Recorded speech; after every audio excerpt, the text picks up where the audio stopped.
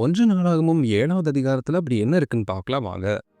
இந்த அத்தியாயம் இஸ்ரவேலின் சந்ததிகளின் வம்சாவளியை விவரிக்கிறது.